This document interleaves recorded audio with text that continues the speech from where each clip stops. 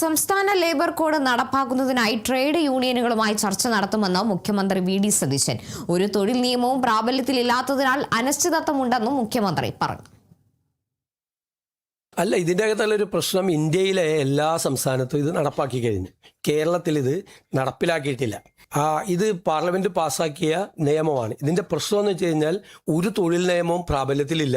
ഒരു തൊഴിൽ നിയമവും പ്രാബല്യത്തിലില്ല. മറ്റേ തൊഴിൽ നിയമങ്ങൾ ഇല്ലാതായി. അപ്പോൾ നമ്മളൊരു അനിശ്ചിതത്വമുണ്ട് ഈ രംഗത്ത്. അതെങ്ങനെ പരിഹരിക്കാൻ പറ്റും?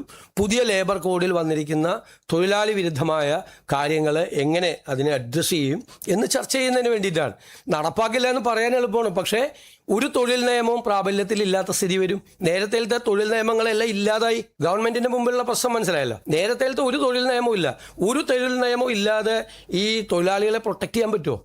ഇതിൻ്റെ അകത്തുള്ള എല്ലാ കാര്യങ്ങളോടും അല്ല എതിർപ്പ്. 3-4 പ്രധാനപ്പെട്ട പോയിന്റുകളാണ് എതിർപ്പ്.